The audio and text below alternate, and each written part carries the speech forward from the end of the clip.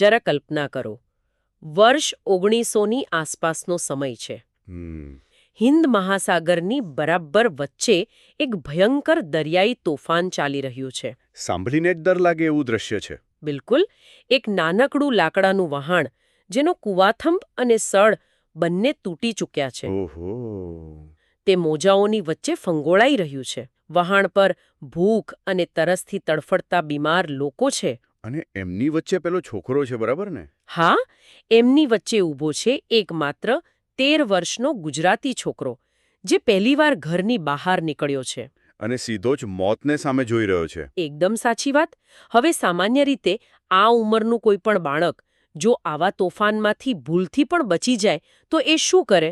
સીધો પોતાના ઘરે પાછો ભાગી જાય, બીજું શું કરે? હા, પણ આ છોકરાએ એવું ન કર્યું. એ ઘરે પાછો ન ફર્યો. અરે વાહ. તેણે આફ્રિકાના અજાણ્યા જંગલોમાં જઈને એક એવું ઔદ્યોગિક સામ્રાજ્ય ઊભું કર્યું કે લોકો તેને યુગાન્ડાના બેતાજ બાદશાહ કહેવા લાગ્યા. આ ખરેખર માન્યમાં ના આવે એવી વાત છે. અને આશ્ચર્યની વાત તો એ છે કે આટલી અઢળક સંપત્તિ કમાયા પછી એ જ માણસ એક સંત જેવું જીવન જીવવા લાગ્યો. એટલે કે એક જ વ્યક્તિમાં આ બે સાવ વિરોધાભાસી પાસા. હા, એક તરફ અત્યંત આક્રમક ઉદ્યોગપતિ અને બીજી તરફ સાવ અનાસક્ત સમાજ સુધારક. આજના આપણા આ ઊંડાણપૂર્વકના સત્રમાં આપણે આ જ કોયડાને ઉકેલવાનો છે. બરાબર. તો આજે આપણે મનસુખ સલ્લા દ્વારા આલેખિત એક અદ્ભુત રેખાચિત્ર, જેનું નામ છે 20 સમાજ સમર્પિત શ્રેષ્ઠી, આ સ્ત્રોતનો ઊંડો અભ્યાસ કરવાના છીએ. અને આ માત્ર કોઈ વ્યક્તિનો ઇતિહાસ વાંચવાની વાત નથી. ના, બિલકુલ નહીં. આ શ્રી નાનજીભાઈ કાલિદાસ મહેતાના જીવનની કોઈ સામાન્ય વાર્તા નથી, પણ શૂન્યમાંથી સર્જન કરવાની અને સંપત્તિના સાચા વ્યવસ્થાપનની એક આખી સિસ્ટમ છે. તો ચાલો આને જરા વિગતવાર સમજીએ. ચોક્કસ. કારણ કે ઇતિહાસ માત્ર રાજા મહારાજાઓની નોંધ નથી લેતો. જેઓ અન્ય માટે જીવ્યા છે અને સમાજ માટે નવી કેડીઓ કંડારી છે, ઇતિહાસ એમની નોંધ હંમેશા લે છે. સાચી વાત છે. તો આ વિરલ વ્યક્તિત્વની શરૂઆત ક્યાંથી થઈ? કારણ કે કોઈ પણ મોટી ઇમારતનો પાયો તો એના શરૂઆતના વર્ષોમાં જ નંખાય છે ને? બિલકુલ. અને આ સિસ્ટમને સમજવા માટે આપણે સૌથી પહેલા એમના પાયાના વર્ષોનું મનોવિજ્ઞાન સમજવું પડે. હા, પેલું તોફાનવાળું મનોવિજ્ઞાન? હા, તમે જે તોફાનની વાત કરી એ માત્ર એક ઘટના નહોતી, પણ તેમના વ્યક્તિત્વનું ઘડતર કરનારી એક એરણ હતી. તથ્યોની દ્રષ્ટિએ જોઈએ તો તેમનો જન્મ 17 નવેમ્બર 1887ના રોજ થયો હતો. 17 નવેમ્બર 1887? હા, અને જન્મસ્થળ હતું પોરબંદરથી 40 કિલોમીટર દૂર આવેલું ગોહાણા નામનું એક નાનકડું ગામ. ગોહાણા, બરાબર. તેમના માતાનું નામ જમનાબાઈ હતું. માતાએ તેમને બાળપણથી જે સંસ્કાર આપ્યા હતા તેનો સાચો ટેસ્ટ આ દરિયાઈ સફરમાં થયો. એટલે માત્ર 13 વર્ષની ઉંમરે યુગાન્ડા જવાનો નિર્ણય? હા, 13 વર્ષની કુમળી વયે. અને રસ્તામાં આવેલું એ જીવલેણ તોફાન. માફ કરજો, પણ આ વાત માનવામાં થોડી અઘરી લાગે છે. કેમ? હું વિચારું છું કે આજના સ્ટાર્ટઅપ કલ્ચરમાં ફાઉન્ડર્સ રિસ્ક લેવાની મોટી મોટી વાતો કરે છે. હા, એ તો છે. પણ એ રિસ્ક મોટાભાગે કોઈ બીજાના પૈસા પર, એટલે કે વેન્ચર કેપિટલ પર હોય છે. પણ અહીંયા તો 13 વર્ષનો એક કિશોર સીધું પોતાના જીવનું રિસ્ક લઈને બેઠો છે. એકદમ સાચી વાત પકડી તમે. મને સમજાવો કે આ દરિયાઈ તોફાનમાંથી બચી ગયા પછી એ ઘરે પાછો કેમ ન ગયો? એના મગજમાં એવું તે શું ચાલતું હશે? આ તો સૌથી રસપ્રદ બાબત છે. મનોવિજ્ઞાનમાં એક ખ્યાલ છે કે જ્યારે માણસ મૃત્યુને એકદમ નજીકથી જોઈ લે છે અને છતાં બચી જાય છે, ત્યારે તેના મગજમાંથી નિષ્ફળતાનો કે ગુમાવવાનો ડર કાયમ માટે જતો રહે છે. ઓહો, એટલે ડર જ ખતમ થઈ જાય. બિલકુલ. તમે વિચારો, જે વહાણનો સળ તૂટી ગયો હોય, જ્યાં સાથીદારો બીમાર પડીને મરી રહ્યા હોય, ત્યાં આ 13 વર્ષના બાળકે માત્ર પોતાની જાતને સ્થિર ન રાખી, પણ એ બીમાર સાથીઓની સેવા પણ કરી. ખરેખર? એટલી નાની ઉંમરે સેવા પણ કરી? હા. ઈશ્વર પરની તેમની અડગ શ્રદ્ધાએ તેમને બચાવી લીધા. આ અનુભવે, જેને આપણે કોઝ એન્ડ ઇફેક્ટ એટલે કે કારણ અને અસર કહીએ છીએ, તેમનામાં એવી જબરદસ્ત અસર ઊભી કરી કે જિંદગીમાં હવે કોઈ પણ મુશ્કેલી આવે ત્યાં દરિયાના તોફાનથી મોટી તો નહીં જ હોય. વાહ, આ લોજિક ખરેખર વિચારવા જેવું છે. એટલે આ અણધીઠેલી ભોંય પર પગ મૂકવાની તેમની સાહસિકતા માત્ર કોઈ આવેગ કે જુસ્સો નહોતો. એ એકદમ સ્પષ્ટ વિઝન હતું. જેને મોતનો ડર કાઢી નાખ્યો હોય એને બિઝનેસના ડર ક્યાંથી રોકી શકે? સાચી વાત છે. જે માણસ દરિયાનું તોફાન જીતી ગયો એને જમીન પરના પડકારો તો સાવ નાના જ લાગવાના. બિલકુલ. પણ અહીંથી જ એક બીજો મોટો પ્રશ્ન ઊભો થાય છે. સ્ત્રોત એવું કહે છે કે નાનજીભાઈ માત્ર 4 ચોપડી ભણેલા હતા. હા, માત્ર 4 ચોપડી. અને તેમને ખેતીનો કક્કો પણ નહોતો આવડતો. જરાય નહીં. તો પછી જેને ખેતીનું કોઈ જ જ્ઞાન નથી એ માણસ એક અજાણ્યા દેશમાં જ્યાંની ભાષા પણ એને નથી આવડતી ત્યાં જઈને આખું કૃષિ અને ઔદ્યોગિક સામ્રાજ્ય કેવી રીતે ઊભું કરી શકે? આ તો અશક્ય જેવું લાગે છે. અશક્ય લાગે છે, પણ તેમણે એ જ કરી બતાવ્યું. અને એ પણ એવી જગ્યાએ જે તે સમયે સાવ પછાત હતી. તમે યુગાન્ડાની વાત કરી રહ્યા છો ને? હા, યુગાન્ડા અને કેન્યામાં એ સમયે ભયંકર ગરીબી અને નિરક્ષરતા હતી. સ્થાનિક લોકો પ્રાથમિક કક્ષાનું જીવન જીવતા હતા. નાનજીભાઈએ ત્યાં જઈને માત્ર 1-2 પાક ન લીધા, પણ પાકોનું આખું વૈવિધ્યીકરણ કર્યું. એટલે કે અલગ અલગ પ્રકારનું વાવેતર કર્યું. કયા કયા પાકનું વાવેતર કર્યું? તેમણે કપાસ, ચા, કોફી, કેતકી એટલે એગેવ અને રબરના વિશાળ ખેતરો ઊભા કર્યા. ઓહો, ચા, કોફી, રબર બધું જ. હા, અને માત્ર ખેતી જ ન કરી, આફ્રિકાના એ પ્રદેશને વૈશ્વિક નકશા પર મૂકી દીધો, ખાસ કરીને કપાસના ઉત્પાદનમાં. એમ? હા, તેમના પ્રયાસોથી જ યુગાન્ડા રૂના ઉત્પાદન માટે એટલે કે કોટન માટે આખી દુનિયામાં જગવિખ્યાત બન્યું. એટલે હું એમ વિચારું છું કે એક 4 ચોપડી ભણેલો યુવાન જેની પાસે કોઈ એગ્રીકલ્ચર ડિગ્રી નથી એ આફ્રિકાના જંગલોમાં જઈને આવડું મોટું કમર્શિયલ ફાર્મિંગ શરૂ કરે છે. હા, એ જ એમની સિદ્ધિ છે. પણ મારી પાસે જે ડેટા છે એમાં તો આનાથી પણ મોટો ધડાકો છે. સ્ત્રોત સ્પષ્ટપણે નોંધે છે કે વર્ષ 1924માં તેમણે શેરડીનું વાવેતર કરાવીને એક મોટી ફેક્ટરી નાખી. હા, લુગાઝી શુગર ફેક્ટરી. હા, લુગાઝી શુગર ફેક્ટરીનો પ્રારંભ કર્યો. હવે જરા ટાઈમલાઈન વિચારો. 1924 આજના સમયથી બરાબર 100 વર્ષ પહેલા. બરાબર 100 વર્ષ. અને એ પણ જાપાનની ટેકનોલોજીનો ઉપયોગ કરીને. હા, આ સૌથી અગત્યનો મુદ્દો છે. મને એ નથી સમજાતું કે 100 વર્ષ પહેલા જ્યારે ઇન્ટરનેટ નહોતું, ફોન નહોતા, ત્યારે આફ્રિકાના જંગલમાં બેઠેલા એક ગુજરાતી માણસને એ કેવી રીતે ખબર પડી કે જાપાન પાસે ખાંડ બનાવવાની શ્રેષ્ઠ ટેકનોલોજી છે? એ જ તો વાત છે. અને એણે આખું સેટઅપ જાપાનથી આફ્રિકામાં ઇમ્પોર્ટ કેવી રીતે કર્યો? આ જ તેમની સાચી બિઝનેસ જીનિયસ બતાવે છે. તેઓ ભલે ઔપચારિક રીતે માત્ર 4 ચોપડી ભણેલા હતા, પણ તેમની ગ્લોબલ સપ્લાય ચેઇન અને ઔદ્યોગિક વિકાસની સમજણ કોઈ હાર્વર્ડના ગ્રેજ્યુએટ કરતાં કમ નહોતી. સાચી વાત છે. 1920ના દાયકામાં જાપાન ઔદ્યોગિક રીતે ખૂબ ઝડપથી આગળ વધી રહ્યું હતું. નાનજીભાઈ માત્ર પોતાના ખેતરમાં નહોતા અટવાઈ રહ્યા, તેઓ દુનિયામાં શું ચાલી રહ્યું છે તેનું સતત નિરીક્ષણ કરતા હતા. વિઝન બહુ ક્લિયર હતું એમનું. હા, તેમણે સમજ્યું કે જો મોટા પાયે ખાંડનું ઉત્પાદન કરવું હશે તો પરંપરાગત પદ્ધતિઓ નહીં ચાલે. નવી મશીનરી જોઈશે. બરાબર. જાપાનથી મશીનરી લાવવી, આફ્રિકાના એ દુર્ગમ વિસ્તારોમાં એને ઇન્સ્ટોલ કરવી અને સ્થાનિક લોકો પાસે એનું સંચાલન કરાવવું, આ કોઈ સામાન્ય મેનેજમેન્ટ નહોતું. ત્યાં જ હું આવવા માંગતી હતી. સ્થાનિક લોકો સાથે કામ લેવું. જ્યારે તમે કોઈ બીજા દેશમાં જાઓ અને ત્યાં જઈને અઢળક પૈસા કમાવા લાગો ત્યારે સ્થાનિક પ્રજામાં તમારા પ્રત્યે અસંતોષ કે ઈર્ષા જાગવી બહુ સ્વાભાવિક છે. હા, ઇતિહાસમાં એવા ઘણા દાખલા છે. બિલકુલ. આપણે જોયું છે કે મોટાભાગના વસાહતીઓ કે ઉદ્યોગપતિઓએ આફ્રિકાનું માત્ર શોષણ જ કર્યું છે. તો નાનજીભાઈએ ત્યાંના લોકોનો વિશ્વાસ કેવી રીતે જીત્યો? કારણ કે વિશ્વાસ વગર આટલું મોટું સામ્રાજ્ય ટકી જ ન શકે. ચોક્કસ. અને અહીં તેમની લીડરશિપનો સાચો પરિચય થાય છે. તેમણે સ્થાનિક પ્રજા પર શાસન કરવાને બદલે તેમને પોતાના ભાગીદાર બનાવ્યા. ભાગીદાર બનાવ્યા એટલે? કેવી રીતે? પોતાની આપસૂઝ અને સખત પુરુષાર્થથી તેમણે ભોળી પ્રજાને સમજાવી કે આ ફેક્ટરીઓ અને ખેતરો માત્ર મારા નફા માટે નથી, પણ આખા વિસ્તારની ગરીબી દૂર કરવા માટે છે. ઓહ, એટલે ઇકોનોમિક ડેવલપમેન્ટ. હા, તેમણે સ્થાનિકોને રોજગારી આપી, તેમને કામ શીખવ્યું. એક રીતે જોઈએ તો તેમણે સ્થાનિક લોકોના ઉત્કર્ષને પોતાના બિઝનેસ મોડેલનો એક અભિન્ન હિસ્સો બનાવી દીધો હતો. વાહ! અને એટલે જ લોકોએ તેમને ખુશીથી યુગાન્ડાના બેતાજ બાદશાહ તરીકે સ્વીકારી લીધા. આ ખરેખર નોંધવા જેવું છે.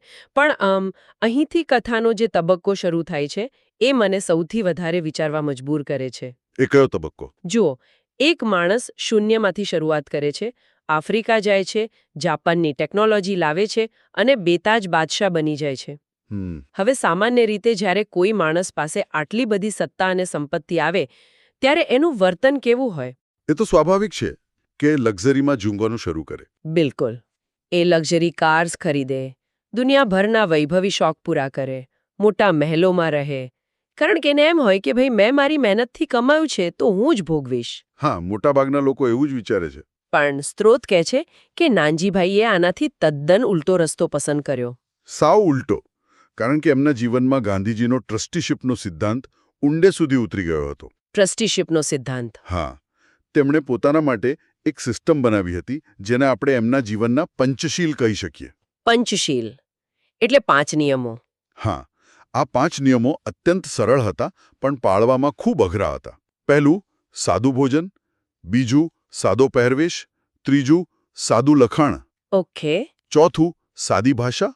અને પાંચમું, ઉચ્ચ વિચાર. સાદું ભોજન, પહેરવેશ, લખાણ, ભાષા અને ઉચ્ચ વિચાર. બરાબર. અને આ માત્ર કહેવા પૂરતા નિયમો નહોતા. તેઓ ખરેખર આવું જ જીવતા. આફ્રિકાના રાજાઓ અને મોટા રાજપુરુષો સાથે ઉઠવા બેસવા છતાં એમની સાદગી અકબંધ રહી. એ જાળવી રાખવું બહુ અઘરું છે. અને આ જીવનશૈલીમાં તેમના પત્ની સંતોષબેનનો તેમને સતત અને પૂરેપૂરો સથવારો મળ્યો. તમે આ જે સાદગી અને ટ્રસ્ટીશિપની વાત કરી રહ્યા છો ને, એ સાંભળીને મને આપણા સ્ત્રોતમાં વપરાયેલી એક ઉપમા યાદ આવી ગઈ. કઈ ઉપમા? અને મને લાગે છે કે નાનજીભાઈના આખા ફિલોસોફિકલ માઇન્ડસેટને સમજવા માટે આનાથી બેસ્ટ કોઈ ઉદાહરણ ન હોઈ શકે. લેખકે તેમની સરખામણી વાદળ સાથે કરી છે. અરે હા, વાદળની ઉપમા. તમે જરા સાયન્ટિફિક રીતે વિચારો. વાદળની સાયકલ શું હોય છે? વાદળ પૃથ્વી પરથી સમુદ્રમાંથી વરાળ રૂપે પાણી ખેંચી લે છે. એ પોતાની અંદર પાણીનો વિશાળ સંગ્રહ કરે છે. પણ શું એ વાદળે પાણી પોતાના માટે સાચવી રાખે છે? ના, બિલકુલ નહીં. બરાબર. યોગ્ય સમય આવે, પવન બદલાય એટલે એ વાદળ એ જ પાણીને પૃથ્વી પર વરસાદ રૂપે પાછું વરસાવી દે છે. એમાં એનો પોતાનો કોઈ સ્વાર્થ નથી હોતો. બહુ જ સરસ વાત કહી તમે. બસ આવું જ કંઈક નાનજીભાઈએ કર્યું. તેમણે બિઝનેસમાંથી અઢળક સંપત્તિ ખેંચી, ભેગી કરી, પણ પોતાના માટે નહીં. જ્યારે સમય આવ્યો ત્યારે ઉદાર હાથે એ જ સંપત્તિ સમાજ પર વરસાવી દીધી. આ બહુ સચોટ વિશ્લેષણ છે. અને આ વરસાદ માત્ર કોઈ એક જગ્યાએ નહોતો વરસ્યો. પૂર્વ આફ્રિકામાં તેમણે દાનની જાણે ગંગા વહાવી દીધી. શું શું બનાવ્યું એમણે ત્યાં? તેમણે નર્સરી સ્કૂલથી લઈને આર્યકન્યા ગર્લ્સ હાઈસ્કૂલ, વિશાળ લાઇબ્રેરી, ટાઉન હોલ, નગર ઉદ્યાનો એટલે કે પબ્લિક પાર્ક્સ, ઓહો! આર્ય સમાજના મંદિરો અને મહિલા મંડળ ભવનો ઊભા કર્યા. આ બધી જ જગ્યાઓ સામાન્ય લોકો માટે હતી. આ તો આખું ઇન્ફ્રાસ્ટ્રક્ચર ઊભું કરી દીધું કહેવાય. હા, અને સૌથી મોટી વાત એ કે અડધી સદી સુધી એટલે કે 50 વર્ષ સુધી આટલું મોટું સામ્રાજ્ય ચલાવ્યા પછી એક દિવસ તેમને પોતાના બધા જ વ્યાપાર ઉદ્યોગો પોતાના પુત્રોને સોંપી દીધા. 50 વર્ષ પછી બધું છોડી દીધું. હા, બિઝનેસનાથી સંપૂર્ણ નિવૃત્તિ લઈ લીધી અને પોતાનો બધો જ સમય માત્ર સમાજના ઉત્કર્ષ માટે ફાળવી દીધો. આને કહેવાય સંપત્તિના સાચા માલિક મટીને માત્ર એક ટ્રસ્ટી બનવું. વાહ! પણ મને એવું લાગે છે કે આ ટ્રસ્ટીશિપ માત્ર આફ્રિકા પૂરતી જ મર્યાદિત નહોતી રહી. ના, ભારત માટે પણ એમણે ઘણું કર્યું. હા, કારણ કે માણસ ગમે તેટલો મોટો થઈ જાય, ગમે તે દેશમાં રહે, પણ એની નાભીનાળ તો એની માતૃભૂમિ સાથે જ જોડાયેલી હોય છે. નાનજીભાઈએ પણ માતૃભૂમિનું ઋણ ચૂકવવામાં કોઈ કચાશ નહોતી રાખી. બિલકુલ. અને અહીંયા પણ એમનું જે વિઝન છે ને, એ મને આશ્ચર્યમાં મૂકી દેશે. આપણે મુંબઈની જ વાત કરીએ. હા.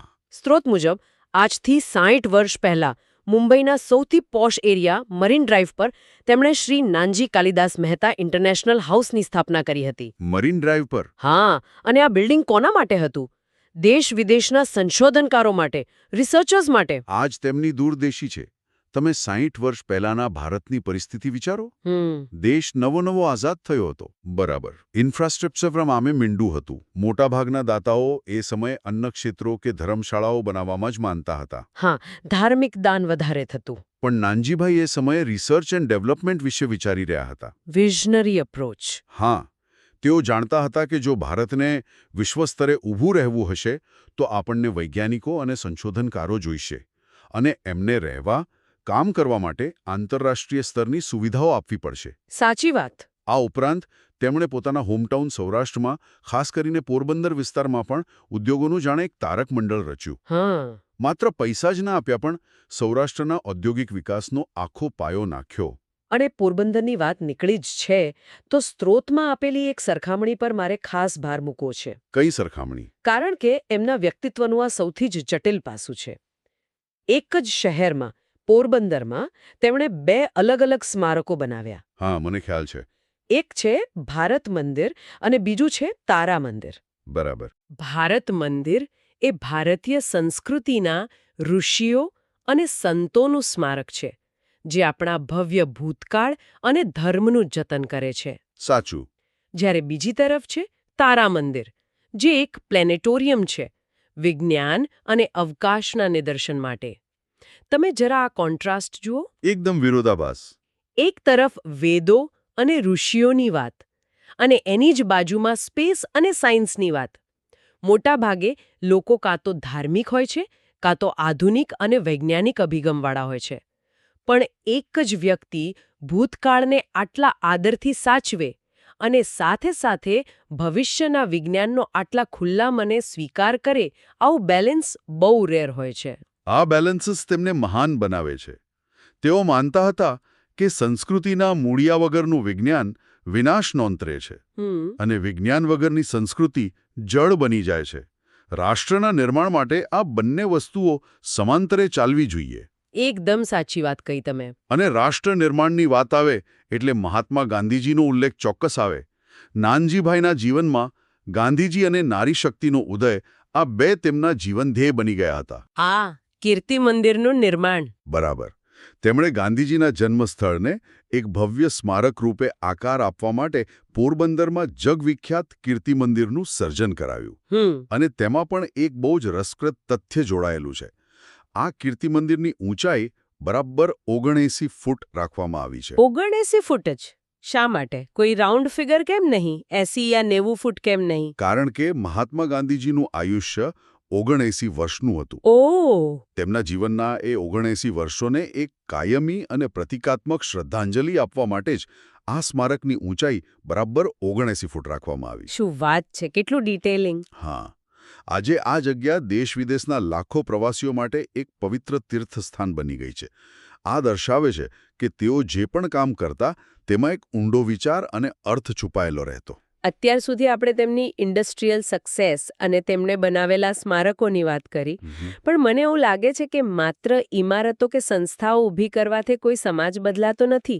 ના, ઇમારતો પૂરતી નથી. સમાજને બદલવા માટે સમાજના માળખામાં રહેલા કુરિવાજો પર સીધો પ્રહાર કરવો પડે, અને એ રસ્તો બહુ જોખમી હોય છે. ખાસ કરીને ત્યારે જ્યારે તમે ખુદ એક મોટા ઉદ્યોગપતિઓ. બિલકુલ, તમારી પ્રતિષ્ઠા દાવ પર લાગેલી હોય. પણ નાનજીભાઈએ એ રિસ્ક પણ લીધું. તેમણે શિક્ષણ દ્વારા સામાજિક ક્રાંતિનો પાયો નાખ્યો. બિલકુલ. નાનજીભાઈએ બહુ સ્પષ્ટ રીતે માનતા હતા કે પુત્ર અને પુત્રી સમાન હોવા જોઈએ. અને જાતિ કે વર્ણના ભેદભાવ વગરની સમાજ રચના જ ભારતને સાચા અર્થમાં મહાન બનાવી શકશે. આ માત્ર બોલવાની વાતો નહોતી. તો એમણે પ્રેક્ટિકલી શું કર્યું? વર્ષ 1936માં આર્ય સમાજમાંથી પ્રેરણા લઈને તેમણે પોરબંદરમાં ગુરુકુળ પદ્ધતિનું શિક્ષણ આપવા માટે આર્યકન્યા ગુરુકુળની સ્થાપના કરી. આ આર્યકન્યા ગુરુકુળની સ્થાપના વિશે સ્ત્રોતમાં જે એક ઘટનાનો ઉલ્લેખ છે ને, તે ખરેખર કોઈપણ વ્યક્તિના રૂંવાડા ઊભા કરી દે એવી છે. હા, પાયાવિધિની ઘટના. જરા કોન્ટેક્સ સમજો. આપણે 1936ના વર્ષની વાત કરી રહ્યા છીએ. ભારત હજુ ગુલામ હતો. હા, રૂઢિચુસ્ત સમાજ હતો. સમાજમાં છૂતછૂત, વર્ણ વ્યવસ્થા અને જ્ઞાતિના ભેદભાવો અત્યંત ચરમસીમા પર હતા. કોઈ નાની જાતિની વ્યક્તિનો પડછાયો પડે તો પણ લોકો અભડાવાની વાતો કરતા. સાચી વાત છે. એવા અત્યંત રૂઢિચુસ્ત સમયમાં નાનજીભાઈએ આટલા મોટા અને પવિત્ર આર્યકન્યા ગુરુકુળનો પાયો કોના હાથે નંખાવ્યો? કોના હાથે? એક અનુસૂચિત જાતિની એટલે કે દલિત બાળાના હાથે. ખરેખર આ બહુ જ ક્રાંતિકારી પગલું કહેવાય. તમે વિચારો, આજના 21મા સદીના આધુનિક સમાજમાં પણ જો કોઈ મોટો માણસ આવું કંઈક કરે તો સોશિયલ મીડિયા પર અને સમાજમાં કેવડો મોટો વિવાદ ઊભો થઈ જાય. હા, વિવાદ તો થાય જ. તો 1936ના એક કટ્ટર સમાજમાં આવું પગલું ભરવું એ કેટલું મોટું ક્રાંતિકારી અને પોલિટિકલી જોખમી સાહસ હશે? તેમણે કેટલો સામાજિક વિરોધ સહન કરવો પડ્યો હશે? એ જ તો લીડરની નિશાની છે કે એ વિરોધથી ડરે નહીં. તેઓ ઈચ્છતા હતા કે સમાજ ધર્મના આડંબરથી અને ખોટા રીતિરિવાજોથી મુક્ત થાય. આ અસ્પૃશ્યતા નિવારણનું કોઈ પ્રતિકાત્મક પગલું નહોતું, પણ સમાજની માનસિકતા બદલવા માટેનો એક સીધો પ્રહાર હતો. અને આ પ્રહાર સફળ રહ્યો ખરો? બિલકુલ. તેમનું આ સાહસ એળે નથી ગયું.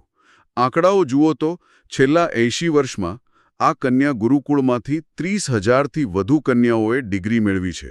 30,000? હા, અને અહીંથી મળેલી ડિગ્રી માત્ર કાગળનો ટુકડો નથી, પણ ભારતીય સંસ્કૃતિના ઉત્તમ સંસ્કારોનું પ્રમાણપત્ર છે. બરાબર છે. આ આખી સંસ્થાને આટલા વિશાળ સ્તરે વિકસાવવામાં નાનજીબાઈના સુપુત્રી સવિતાબેનનું ઉત્તમ માર્ગદર્શન વર્ષો સુધી મળતું રહ્યું. આજે આ સંસ્થામાંથી નીકળેલી હજારો કન્યાઓ દેશ-વિદેશમાં દીવડી બનીને સમાજમાં પ્રકાશ પાથરી રહી છે. ખરેખર આ એક એવી યાત્રા છે જે સાવ શૂન્યમાંથી શરૂ થઈ. 13 વર્ષની ઉંમરે દરિયાના તોફાનો સહન કર્યા, અજાણ્યા દેશમાં મૂળિયા નાખ્યા અને છેલ્લે હજારો લોકોના જીવનને રોશન કરવા સુધી પહોંચી.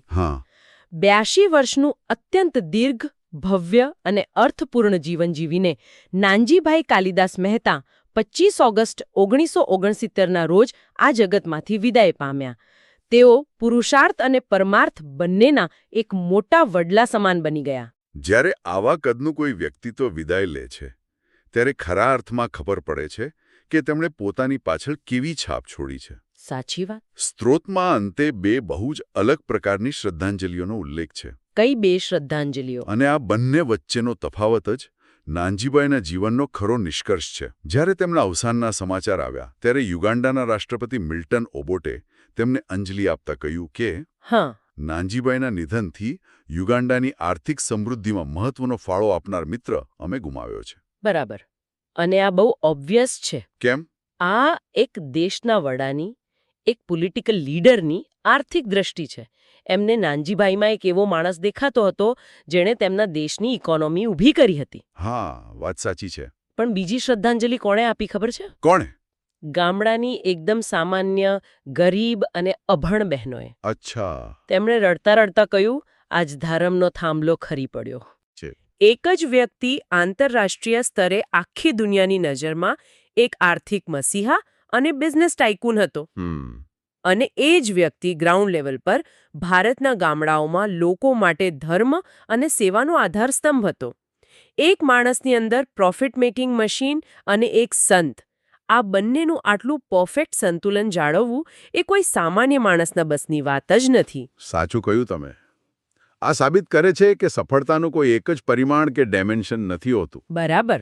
તમે દુનિયાના એક ખૂણે ટેકનોલોજી, સપ્લાય ચેઇન અને ઉદ્યોગના શિખર પર હોઈ શકો છો, અબજો રૂપિયા કમાઈ શકો છો, અને છતાંય બીજા ખૂણે સાવ જમીન પર બેસીને કોઈ દલિત બાળકીના હાથે શિક્ષણ સંસ્થાનોનો પાયો નાખીને સામાજિક ઉત્થાનના પાયાનો પથ્થર પણ બની શકો છો. એકદમ સાચી વાત. શ્રી નાનજીભાઈ કાલિદાસ મહેતાનું જીવન એ વાતનો જીવંત પુરાવો છે કે માત્ર સંપત્તિ કમાઈ લેવી એ જ અંતિમ લક્ષ્ય નથી, પણ કમાયેલી સંપત્તિને પાછી સમાજને એવી હિતકર રીતે વાળવી એ જ સાચી સિદ્ધિ છે. આવા વિરલ શ્રેષ્ઠીઓ ઇતિહાસમાં બહુ જ ઓછા જોવા મળે છે. આ આખી સફરને સમજ્યા પછી એક વિચાર જે મારા મગજમાં સતત ઘુમરાયા કરે છે તે છે આપણા આજના વેલ્યુઝ, એટલે કે આપણા મૂલ્યો. બરાબર છે. આજના આ ડિજિટલ અને કમર્શિયલ યુગમાં જ્યાં મોટાભાગના લોકો માત્ર પોતાની બેંક બેલેન્સના આંકડા વધારવામાં વ્યસ્ત છે, અને મોંઘી ગાડીઓના શો ઓફમાં, બિલકુલ, અને સોશિયલ મીડિયા પર ફોલોઅર્સની રેસમાં, ત્યારે આપણે સૌએ એકવાર અરીસા સામે ઊભા રહીને વિચારવું રહ્યું. શું વિચારવું જોઈએ? શું આપણી સફળતાનું માપદંડ એ ન હોવું જોઈએ કે આપણે આ સમાજ પાસેથી, આ પર્યાવરણ પાસેથી, આ દેશના રિસોર્સિસ પાસેથી જે પણ લીધું છે તેમાંથી કેટલું પાછું આપ્યું? બહુ જ ગહન પ્રશ્ન છે આ. ઉપમાની ચર્ચા કરી હતી તેને ફરી યાદ કરો. વાદળ ક્યારેય એવું નથી વિચારતું કે મેં આટલું પાણી ભેગું કર્યું છે તો હું એને મારી પાસે જ સાચવી રાખું. એ વરસવા માટે જ બને છે. સાચી વાત. શ્રી નાનજીબાઈની જેમ શું આપણે પણ આપણી કમાણીના, આપણા જ્ઞાનના અને સૌથી મહત્વનું આપણા સમયના સાચા ટ્રસ્ટી બની શકીએ ખરા? શું આપણે એ વરાળ બની શકીએ જે યોગ્ય સમયે કોઈ સુકાઈ ગયેલી જમીન પર વરસાદ બનીને વરસે અને ત્યાં નવા જીવનનું સર્જન કરે? આ માત્ર એક વિચાર નથી, પણ એક આખી જીવન પદ્ધતિ છે. બિલકુલ. અને આને લઈને આપણે સૌએ પોતપોતાની રીતે મનોમંથન કરવાની જરૂર છે. આ એક એવો પ્રશ્ન છે જેનો જવાબ આપણે ખુદ શોધવાનો છે.